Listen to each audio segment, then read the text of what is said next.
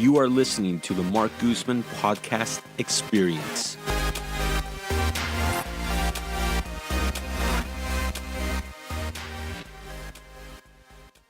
There's no one right way to get your body healthy. On our podcast, we've had multiple guests come on and share how they found their way to healthy living. Today on the podcast, we have Kat from Kat Fitness to talk about how going vegan changed his life for the better. We also get to talk about his fitness boot camps at Kat Fitness and discuss new ways to get in shape. So Kat, welcome to the podcast. What's going on, Mark? Yeah, I'm excited to talk fitness. I've done quite a bit of research on fitness years ago. Okay. And in fact, my girlfriend and I, we actually met through fitness at a gym, and now she did bodybuilding. Okay. Yeah. Are you familiar with the bodybuilding world and competing? I'm getting into it. One of my training partners that was supposed to come with me today, he's a pro physique bodybuilder, and he's kind of getting me into that community. So I'm just learning. Okay. So Yeah, she was. She competed in women's figure. Yeah. How long? Yeah, and so she's got a gym now in Hercules. Oh, okay. Yeah, so I'm surrounded by I gotta come check you guys. I gotta come check you guys out one day. Yeah, for sure. Yeah. So where's your gym located? So it's off of 34th and Adeline in West Oakland. You guys are familiar with the shopping center right there in Emeryville where they have like Home Depot, Best Buy, right on the other side of the freeway from that shopping center. Okay. Yeah. So very easy access to Very easy access, right off of the 580. Okay. So if you get off at the 580 and you get off at San Pablo Avenue, it's right there. Now, did you grow up in the Bay Area? Yeah. I'm actually born and raised in the Bay Area. I've lived everywhere from San Pablo, Berkeley, Oakland, and even lived in Pinole for a time being. Yeah. Okay. You were just saying you went to Pinole Valley High School, right? Yeah. How'd you like the high school? It was cool. It was very diverse.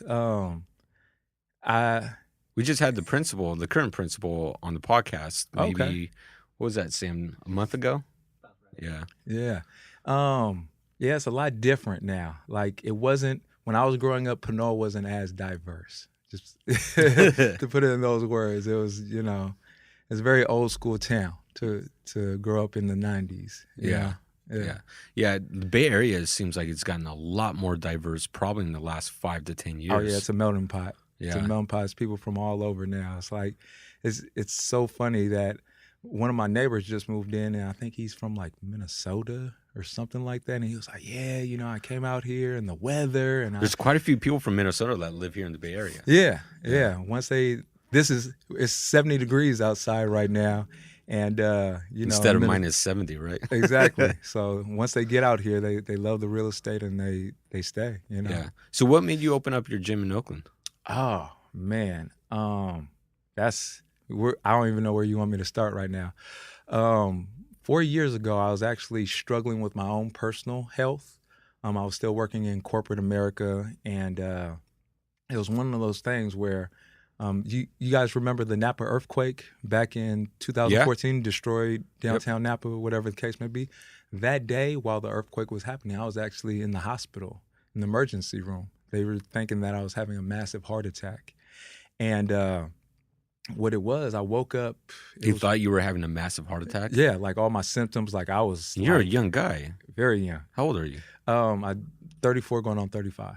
Wow. Yeah. They thought you were having a heart attack. A massive heart attack. Yeah, they were rushing me. As soon as they got to the house, the paramedics were looking at me. All my symptoms were as if I was having a massive heart attack. So they were rushing me to the hospital, pumping me full of all this stuff to make sure, my blood vessels would open up.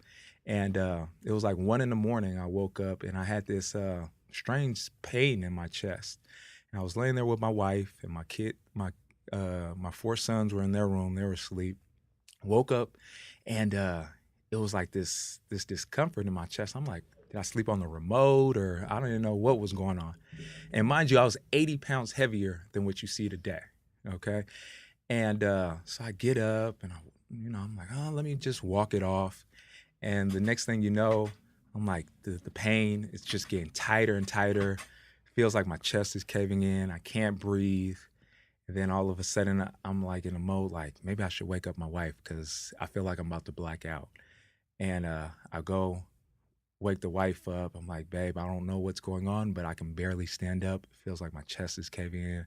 I'm gasping for air. I think you should call the paramedics. And she knows I don't like going to the doctor. So red flags are going off for my wife. And she calls them. They come over. They see my symptom. They see me gasping for air, barely can stand up, crouched over. And they're like, hey, we need to get you in. You have all the symptoms of, a heart attack, massive heart attack. So they put me in the ambulance, rushed me over to the hospital, and there I was, going on. I believe I was going on 30. It was a month prior to my birthday. Yeah, so it was a month prior to my 30th birthday, and they're rushing me over, and that's kind of like when my life changed. It was like I got to the fork road, and it was like, man, like life and death was becoming a reality. And what was it? They couldn't tell me. So the crazy part about it, so I'm in this hospital. They had me hooked up to all these machines. Doctors are running in and out the room. They're doing all their tests and everything. And all of a sudden I'm laying there and the room starts to shake. And I'm in my mind, I'm barely breathing. I'm thinking it's all over, right? And they told me it was the earthquake, the earthquake later. So you were in Napa at the time? No, right here in Richmond. Richmond. Right here in Richmond at Doctors before they shut it down.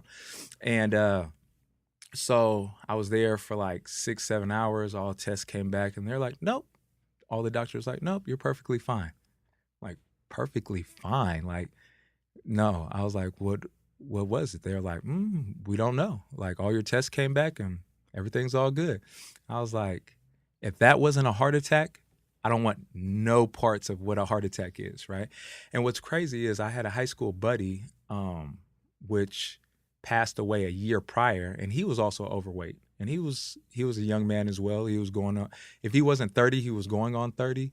And so that was kind of like a reality check. The doctors told me if I continue to feel any kind of discomfort in my chest, to go see a specialist, cardiologist. And I did continue to feel some pain in my chest, so I went to go see a cardiologist. And from what I told him, he was like, sounds like you might have a congested valve. We might have to put a stent in, open it up, get the blood flowing through there. He was like, until we get the test back, until we do a stress test, he was like, that's what it sounds like from what you're telling me. I was like, man, okay.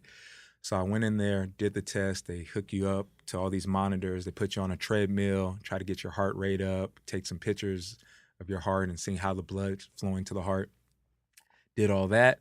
And he was like, nope, all your tests came back and everything's good. I was like, then what is it? Why am I feeling this discomfort, this tightness in my chest like this?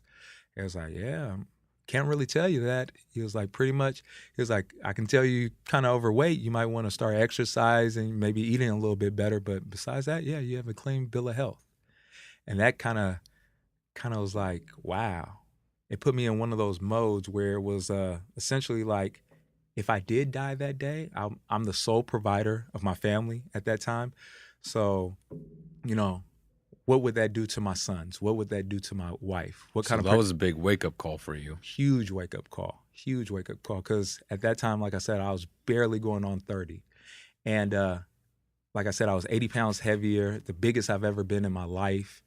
I was kind of on a spiritual journey as well, where I was kind of finding out, what my purpose was and why so many things in my life just didn't feel right. You ever have that job where you walk in and as soon as you walk in, you're like, it just drains the life out of you? Yep. I was just listening to a podcast and someone who is a psychiatrist was talking about depression and why people are depressed. Yeah. And the psychiatrist was from the UK and it was a very interesting take on it. But they did a study on the number of people that are not happy with their job or somewhat satisfied to the point where it's obvious they're not happy with what they're doing. Exactly. 87%. Oh yeah, easily. You gotta think about it. The way society is made up now is like don't follow your dreams, find a way to pay your bills, kind of thing. And by society standards, I was doing really well, making six figures at the corporate job that I had. I was, in a management position to grow within the company, had 401k, had benefits for the family, the whole nine. And essentially, I wasn't doing something I loved. So every time I go to work, it was just that immediate stress that would just hit me. I could be having the greatest day ever, but as soon as I walk in that door, it's like the life was sucked out of me.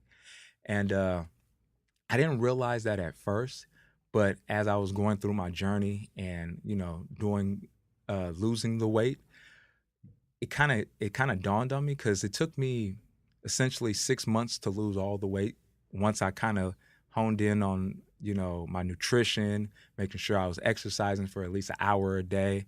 And I lost it in 6 months. And then the next thing it was like self-discovery. It was like, man, how did I get to this point in my life? How did I gain the 80 pounds, first of all?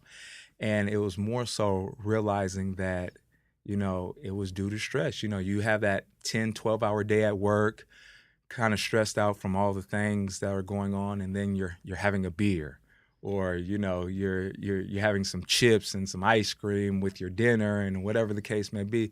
And slowly but surely you're giving yourself something, trying to comfort or soothe yourself, which has no nutritional value, and you're just digging yourself in a deeper hole. And it was And a lot of those foods, those comfort foods, especially the ones packed with sugar, affect your dopamine levels. Yeah, exactly. I mean, A whole bunch of saturated fats and everything. it's like a drug addiction. Exactly. And once I got to that point where I was physically feeling better, I was starting to work on my spiritual and more of my mental side at that point. And you just start self-reflecting and start asking yourself questions like, man, it's like, well, what should I be doing with my life right now? I'm still fairly young. I'm 30 years old. What could I be doing besides what I'm doing?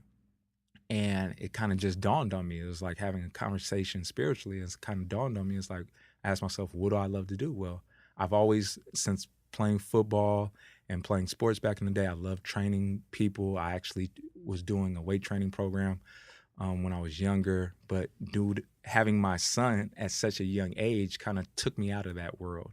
And not able to play sports for myself as I got injured playing football also took me out of that world.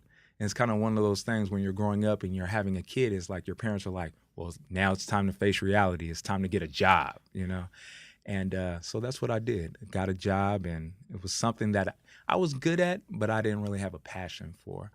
So told myself, hey, was having a conversation with my wife, and it was like, hey, babe, I love motivating people. I love fitness. I was like, I think this is something I want to do. I was like, the only thing that's killing me right now is time. It's like I'm putting in these long hours at the corporate office. I'm moving up in the ranks and all. It's really demanding. I was like, I just don't have the time to do it. She was like, well, if it's supposed to happen, time will appear. And, as soon as she said that, maybe within the next month or two, the actual time did appear. And Isn't it funny how that happens? Yeah. It's sometimes when you just put something as simple as that, just mentally, like, hey, I'm looking for a little bit more time. Yeah. And then just magically you kind of discover it, right? Yeah. It's kind of like the same thing when you buy a car, you then notice everyone else with the same car. Exact same car. So You're as soon as where you they all want time, come from? yeah. And as soon as you want time, you kind of discover the little pockets of extra time you have. Exactly. It was funny because as soon as that happened, it was one of those things where, I'm getting my cert for personal training and everything. And usually when I go to the gym, I go over to 24-Hour Fitness at the mall at Hilltop, right? And part of my routine is take off my glasses because I don't work out with my glasses. I leave them in the car, and I leave them in the center console. Well, this one particular day, I put the glasses down in the center console like I always do, go in, work out, come back out, get ready to drive home, look down, no glasses. I know I leave my glasses here all the time, so I'm searching through the car, can't find the glasses. Next thing you know, I look outside the car, glasses are right next to the car, smashed. right? And I'm like, wow, okay. Well, at my job, I do a lot of driving for the company, and I'm required to have glasses while I drive. So it's the holiday season. It was Christmas time at that time, and uh, I call in. I was like, hey, my glasses just got broke.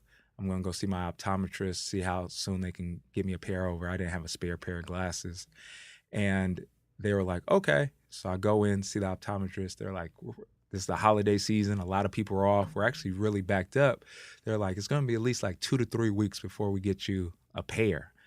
They're like, do you have any backups or anything like that? I was like, nah, this is my only pair of glasses. They're like, well, we'll write you a note to your employer saying, hey, you need to take some time off. So that's where the time began. And I gave my employer the note, and then came home and was like, hey, babe, I think I looked up. I got 2, maybe 3 weeks off of work until they get my glasses hooked up. And she was like, isn't this the time you were asking for? And I was like, dang, it is. She was like, so what are you going to do? I was like, man, it's winter time. I was like, I was training people in the local parks in the area. I was like, I could always, kind of transform our garage into like a little personal gym. She was like, let's do it. You got 2 weeks. Let's get it done. So, when the wife kind of pulls your card and kind of, gives you one of those checks, those gut checks. It was one of those things where, cleaned out the garage, start investing in equipment and stuff like that, putting the word out there that I was doing classes from the house, little mini boot camps and stuff like that. And it started picking up. And 3 weeks were coming up. So, called into the optometrist, hey, how's my prescription look? They're like, oh yeah, it should be here. Just come in, pick up your pair. And then that sudden rush of reality just hits you again, like, I got to go back to the 9 to 5, right? And I end up going in there, going to go pick up my glasses. And crazy enough, when I walked into the building, I went to go pick up my glasses, and they weren't there. The lady was like, let me go check in the back, see where your prescription is. Couldn't find them. And I was like, well, it should be somewhere in the system, right? Just tracking or something you guys do. She was like, yeah, let me look in the computer. And she was like, oh my God, this crazy look came over her. She's like, oh my God, I'm so sorry, Mr. Catley. I'm so sorry. I was like, what happened? She was like, whoever put in this order forgot to press enter, and it never went out. I was like, they didn't press enter? She was like, yeah, they forgot to complete the order. They forgot one step to complete the order. She was like, we're still super behind. It's probably going to take at least another 2 weeks. So I was like, I have to tell my employer I'm off for another 2 weeks. She was like, unfortunately, yes. So I was like, in a way, I was like, yes, score. In another way, I was like, okay, what does this all mean, right? So I go back to the house, talking to the wife. I was like, looks like I got another 2 weeks. And she was like, wow. She was like, babe, this is everything that you've been asking for, been praying for. And it's kind of, manifesting itself. Do you just quit your other job right then and there? 2 weeks later. I was getting to that part. 2 weeks later.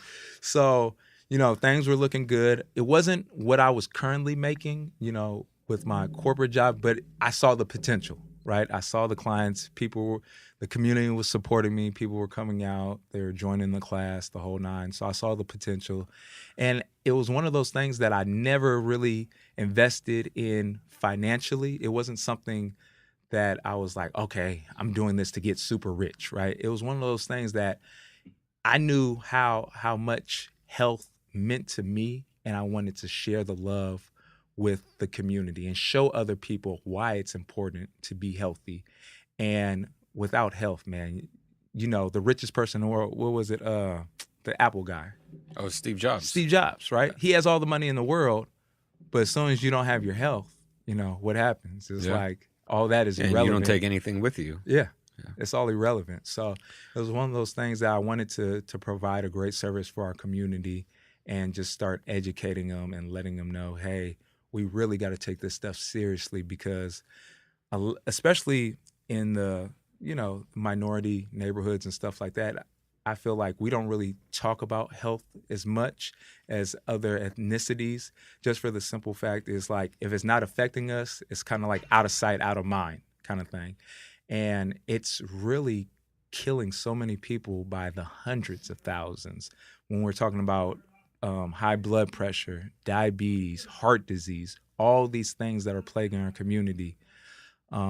So it was a really something that it really spoke to my soul to say, hey, let me get back into our community. Let me start educating people. Let me start showing that it is possible that you can make a transformation as long as you dedicate your time.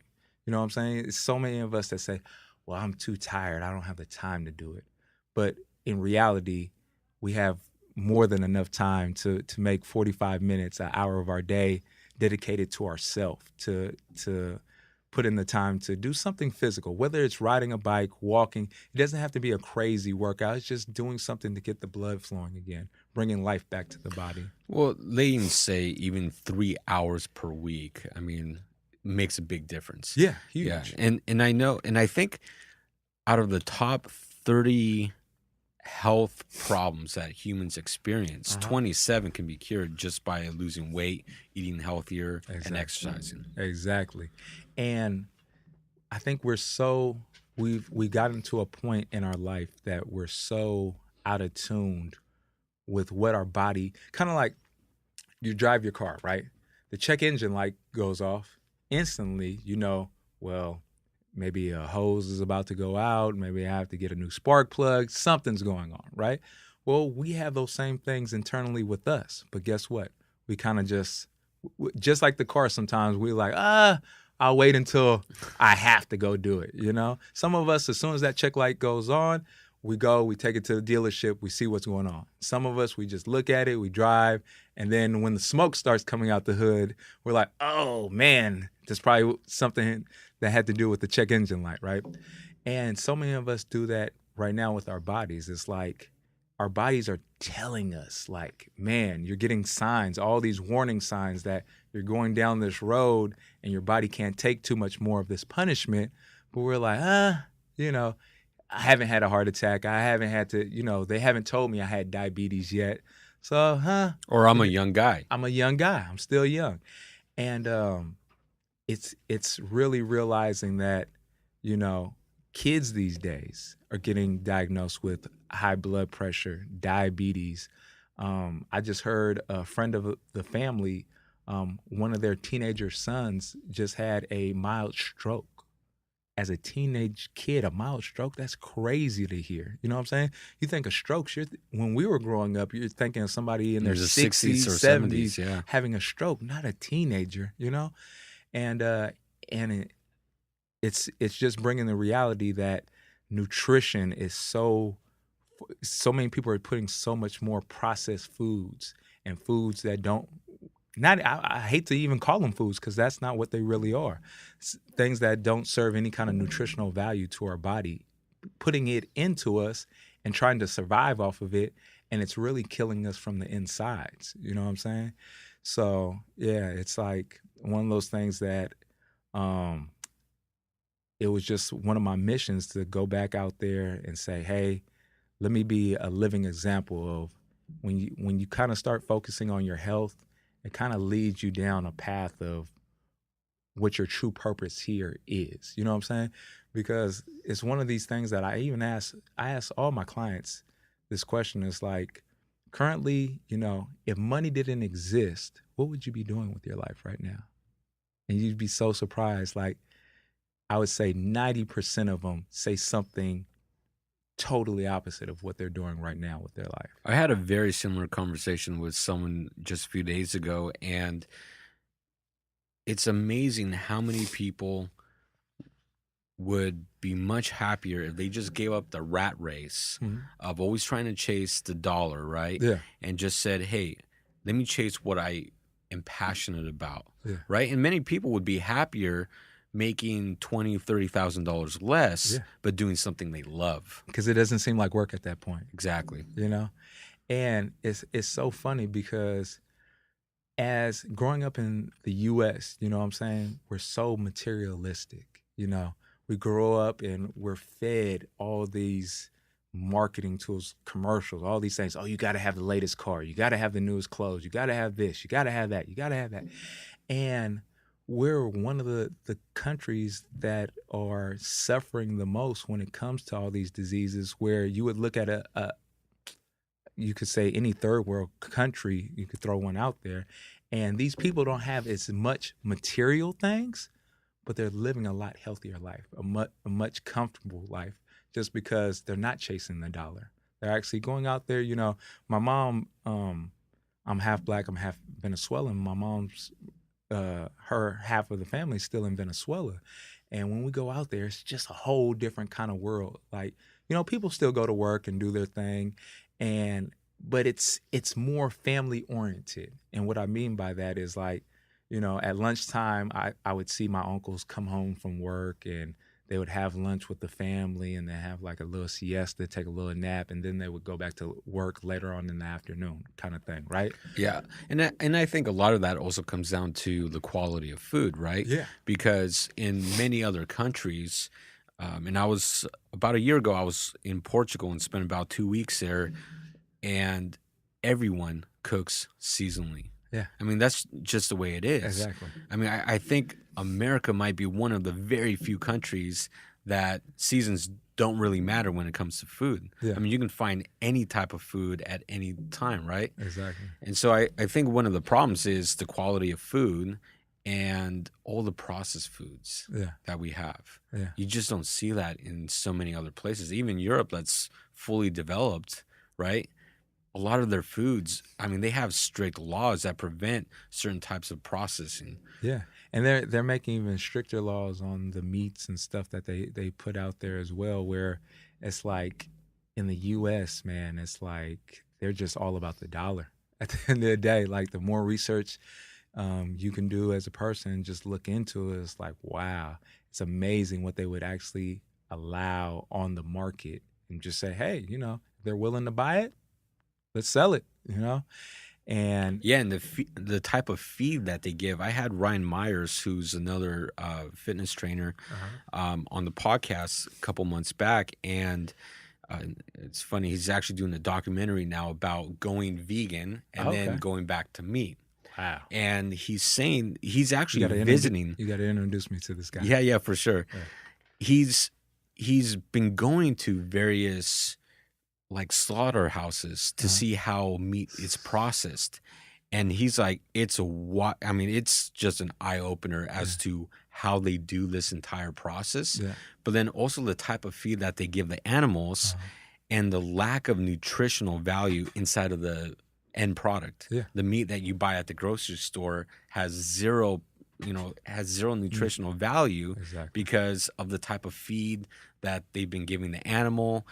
Is just just horrible. And so he actually recommends, if you want to buy meat, buy from actual producers and growers and farmers, and that will actually give nutritional value to the cows, to the pigs, to the animals, and then that eventually translates into very high quality meat for you. Yeah. But there's just not many people that do that. That's the problem. Man, the whole thing is, I mean, I remember as a kid, like, growing up and being able to go either to my grandmother's house or a friend of the family's house, and they would have like they would have the plum tree, they would have the apple tree. Some of them would be growing greens and stuff in their backyard. And it seems like so many people are fighting to make the money now. They forget that they can grow a lot of this stuff. Like you said, it's seasonal, but it saves them a whole bunch of money, and they're going to get something with nutritional value, and they know where it's coming from at the end of the day. I know the biggest documentary that's been out lately is What the Health, and it kind of just woke some people up to even start kind of doing some of the research. There was a lot of backlash against that one, though. Yeah. For some of the exaggerated points they were trying. But I think the main point of it all was a good message. Yeah. It's just kind of be more aware of what you're eating, and everything doesn't seem what it seems like just at the front of it, right? Exactly. It was because it's going on in April 2 years since I cut out meat. And my journey was a little bit different, because a lot of people, say for the earth and for the animals and stuff like that. And it wasn't even something that I was consciously doing. It was I was at the barbershop with my kids, right? And one of the barbers was like, "Hey, you're a personal trainer, right?" And I was like, "Yeah." He was like, quick question. He was like, "What do you know? What recommendations can you give me? I just went vegan like a month or two ago." I was like, "Vegan?" I was like, in our community, I didn't know anybody that was vegan. I only heard that word one time growing up, being vegan. And it's a funny story behind that too. But I was like, vegan? I was like, yeah, I can't give you any advice, bro. I was like, I really don't know nothing about being vegan. I haven't done any kind of research on it. He's like, oh man, you're at the barbershop, they trying to pull your leg. He's like, oh, I thought you were a trainer. I thought you know something, blah, blah, blah. I was like, nobody's ever asked me. I never had to, I never even thought about it. I was like, but tell you what, I said, I'm going to actually do some research and give me some time and I'll get back to you on that. I'll give you some information. And then, being a man of my word, I started doing some research. I was like, okay, this sounds interesting. I was like, before I give anybody any kind of recommendation, I like trying it out on myself to see how my body would take to it and to give them my honest opinion, especially with the protein and all that kind of stuff where people think you need all this excess protein to be strong. But I did it for 30 days. I told myself I was going to give up the meat for 30 days, the meat and the dairy, the whole nine. And man, when I tell you after those 30 days, it was one of those things where like it was an awakening process for me. And I was like, I couldn't see myself going back. And then that was 2 years ago? Yeah, it's going on 2 years now. It was like, wow. I was like, it just detoxifying my body. It felt stronger than ever. My recovery time in the gym was better than ever. And it was like, it just felt right. Just when you do something in life and you just feel that, it's like, I just felt good, It was just having that feeling all the time. And I was like, man. So the wife wasn't on board at all at first, right? She was like, what? She was like, nah, this is your thing. Like, you want to give up meat, go right ahead, but I'm going to still, cook like I've always cooked, right? And what was crazy, wife was facing some, medical issues. She had some, IBS, some thyroid issues, and the doctors were talking about operating and having to be on medication for the rest of her life and stuff like that. And she was like, babe, you've been telling me how good you've been feeling, and, you telling me how, cutting out meat can help with certain things. She was like, maybe I should try it for 30 days before I go down this route with the doctors. I said, why not? Worst case scenario, if you don't feel anything, you got to go down that route anyways. So she did it. She did it for 30 days and all her symptoms disappeared.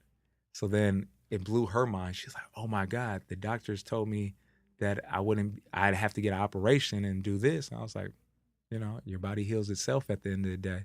You just have to allow it.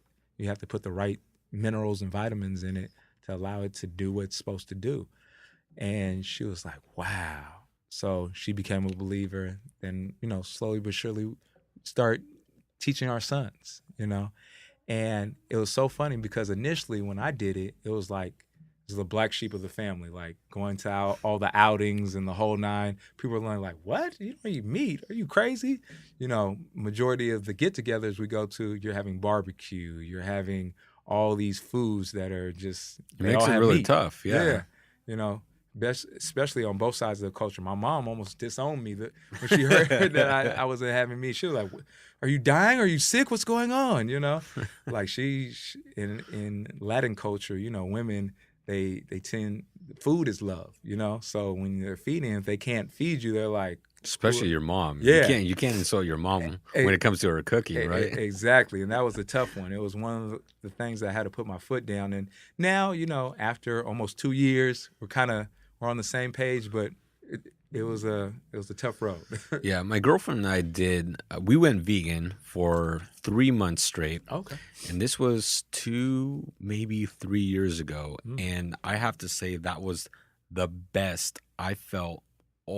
Energy-wise, body-wise, just everything just seemed to like click. Uh-huh. The reason why we got off is because we went to the House of Prime Rib for a celebration, and then that just did us in. I mean, we were like, oh, we just love meat way too much. But we try to, we actually eat less meat now, though, after that experience. Okay. And so we'll mix in, instead of some meals where we would typically throw in chicken or steak or pork, whatever, we'll throw in tofu or mix it up, or tempeh. Yeah. You know, stuff like that. Yeah. You can do a lot of stuff with lentils, beans, all types of stuff. Exactly. You know? Yeah, and that's one thing, like, if you were vegan or even vegetarian 20, 30 years ago, you were like a nut job. Oh, yeah. Like, you're a hippie. You're somebody no one's going to hang out with you, right? With the sandals and stuff. Yeah. But now, like, it's even trendy to the point where a ton of people even do it just as like a diet fad, like a trend, just to try it out or say they're vegan, vegetarian. And if you go to Berkeley, Oakland, San Francisco, there's a ton of restaurants out there that are vegetarian, vegan, that make amazing food. Oh, yeah. One of my really close friends right now, he's the owner of the Veg Hub. I don't know if you've ever been there. No. It's off of MacArthur and Fruitvale. Chef Chu, amazing. Like any client that ever asked me, you know, so what is vegan food? What does it taste like? It's like one of the first places I take them. They make subs, they make wraps, and when you bite into it, he makes his own soy-based meat alternative, like his own recipe and everything, in-house recipe. And when you taste this stuff, man, it's like, it blows your mind. It's like, people like, there's no meat in here. It's like, not an ounce. They're like, whatever this is, it tastes exactly like meat. It's like, hey, you know, it's a lot of different alternatives out there now. Now, break down the difference between vegan and vegetarian, because a lot of people kind of mix up both. You know, and I know there's few variations on vegetarian too. Oh yeah, it's pescatarian, all the different kind of variations. But to really break it down easy, it's like, okay, so vegan, everything that they take in for nutritional value, none of it comes from any living creature. So no eggs, no dairy, nothing like that. Now, a vegetarian, they don't eat any kind of meat, but they will consume dairy, eggs, honey, things of that nature. So that's probably the best way to distinct the two. It's like a vegan wouldn't eat honey, wouldn't drink milk, wouldn't eat eggs. A vegetarian still would. So, but everything else is pretty much the same. How hard was it for you to transition from the normal diet to being vegan? At first, it was a little confusing. It was a little bit confusing because, you know, even as adults, we have our go-to meals. We have our go-to spots when we're hungry. Kind of like, if I was hungry right now, it's like, I know Trader Joe's is right here. I know what to grab out of Trader Joe's. But prior to that, I'm looking like, oh man, it's only Jack in the Box. It's Red Onion around here. They all serve meat. What can I get? You know what I'm saying? It was kind of like reprogramming myself to say, okay, when I go to these places, these items are vegan friendly and they actually work for me. They actually give me the vitamins and nutrition I need to feel the energy. Because what I hate to say is there's, like you said, vegan can become a very trendy thing. And just because you're vegan doesn't mean you're healthy. I think people get those words confused. Like, just because you're vegan, you're living a healthy lifestyle. So you bring up another good point here. Yeah. Yeah, because there are people that will switch to becoming vegan and gain a lot of weight. Junk food vegans. Yeah. Yeah. And for instance, if you're eating French fries and you're eating all these processed foods all the time, you're gonna still gain weight, especially if you're not exercising or doing any kind of physical activity, right? And some people will be like, well, look at that person. They say they're vegan and they're totally out of shape. And you're like, yeah, but just because they're not eating meat and dairy doesn't mean they're going to be healthy. If they're eating chips and they're eating all these fried foods that have no nutritional value, it's like I say, when you look at being healthy and being vegan, you want to eat more whole foods. You know what I'm saying? You want to eat a good amount of fresh vegetables, fresh fruits, all these things, a mixture. It's like a rainbow of different things that you can put on your plate that are going to give you all the vitamins and nutrients that you need, that are going to make you feel 10 times better than what you would normally feel by eating the normal standard American diet, you know? And I think that's a huge thing that right now people in the community are like pointing fingers and they'll say, "Oh, well, that person looks like well, can I cuss?" Yeah, yeah, of course. Yeah. Okay. That person looks like crap. And they say they're vegan, so I'm just going to keep on doing what I'm doing. And I was like, "Yeah, but that person doesn't quite get it yet either." You know what I'm saying? That person is just doing it for the fatty kind of like, "Oh, I'm a vegan. It's a cool thing to do. Everybody's saying they're doing it, so I'm just going to jump Eat a on this ton wave." of pastas, right? Yeah. Yeah. Well, carbs aren't bad either. So you look at me, I eat carbs all day, right? And it's just because the amount of work I have to put in at the gym. It's my fuel. So I'm not worried about like carbs. Well, it's the right amount of carbs for the amount of activity you do. Exactly. And then there's complex carbs versus basic carbs. And people have to understand what they're putting into their body, what type of fuel they're putting into their body. And we don't get that kind of education when we're growing up. You know what I'm saying? At least I don't remember ever taking a class where it was nutrition based and saying, "Hey, these are all the bad things that you can put in your body that's going to help you gain weight," or whatever the case may be. They kind of just give you the food pyramid and say, "Oh, this is the ideal thing that you want to eat during the day. You want to have a little bit of this or a little bit of that," whatever the case may be. And it doesn't really give you a good sense of what you're supposed to really be putting in your body. Well, it's like the difference between a white potato and a sweet potato, right? Exactly. And now you start getting to the science of glycemic index and which one's better, timing and everything. Yeah. Yeah. I mean, you could totally nerd out on just like diet. I mean, and that's one thing that it always amazed me about the bodybuilding industry in the world is how some of the coaches are able to coach their athletes. I mean, the diets are crazy. Yeah. And how you can tweak the diet just a little bit and how it affects the body and then pulling the water out is just amazing. In fact, did you know that you can lower the white potato glycemic index just by letting it cool down after you heat it up? Yeah, that's crazy. Yeah, it's same things with pastas in certain ways that you have to cook it. Don't let it sit in the water as long, and it's crazy the chemistry that goes into the food that we don't even realize that affect our body, and how we process certain things. But it's so funny because all this is modern day science, right? Like 200 years ago, people weren't counting calories. They weren't, they weren't doing any of this kind of stuff. They didn't have the technology and they probably really didn't care at that time. But they were living 10 times healthier and had less disease than what we have now in modern day time where we have all the answers to everything. It's so funny because people they need somebody to tell them when to eat.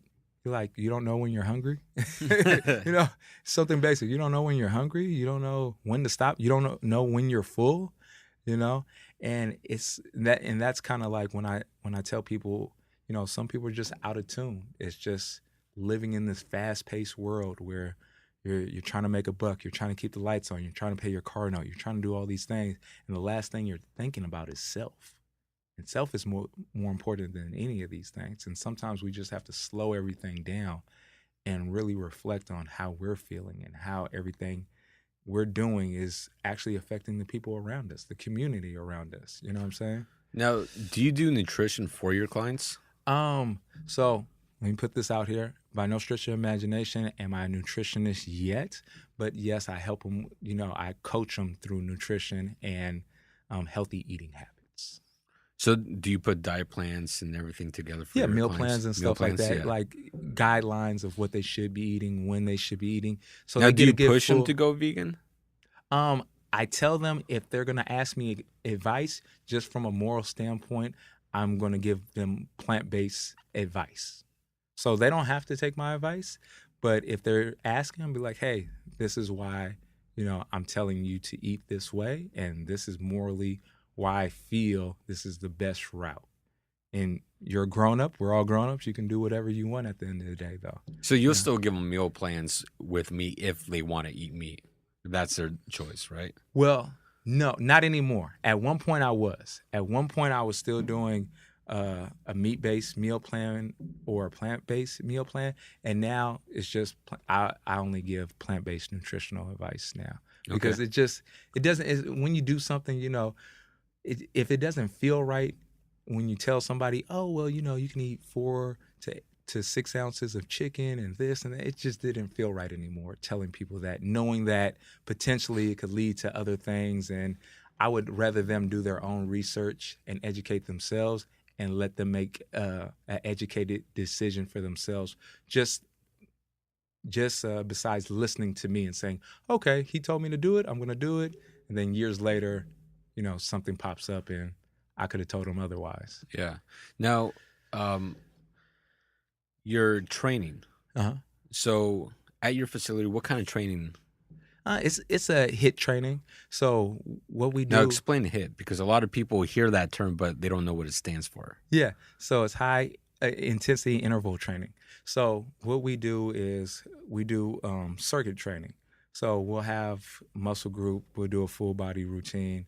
We'll get the people going, get their heart rate up, get them sweating, getting all their muscle groups burning. Sometimes depending on how long they've been out of, the fitness world, or if they've ever even been in the fitness world, we definitely do modifications for the workouts for everybody. So, if I have a 50 or 60-year-old woman that hasn't worked out in the last 30 years and she comes out, am I going to put a set of dumbbells in her hand to do burpees or something like that? Of course not. I'm going to do a modified version to just get her body moving again, getting her back into that groove. And people got to understand, everybody starts from a different level. Everybody. When you go in there, the only person that you should be in competition with is yourself. You know what I'm saying? Sometimes a lot of people, you get in some group activities and that competitive side comes out in a lot of people, and they just want to be, the best in the class day one. And that's not realistic. You know what I'm saying? Especially if you haven't worked out in the last 10 years. Yeah. And I try to set those standards for everybody. It's one of those things.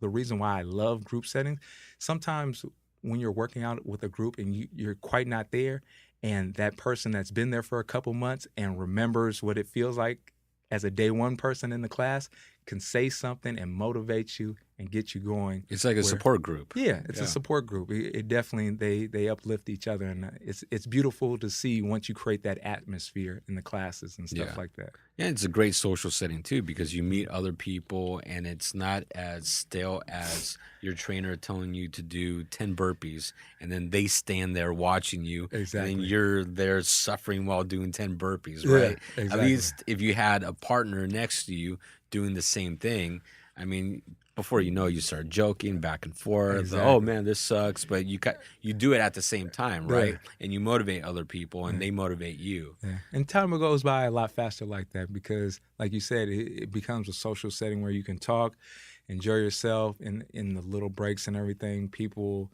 kind of build that family, a family away from your family kind of atmosphere. Yeah, very awesome. So. Let's go back to the vegan diet. So what does an average meal for the day look like, or the average day look like for me?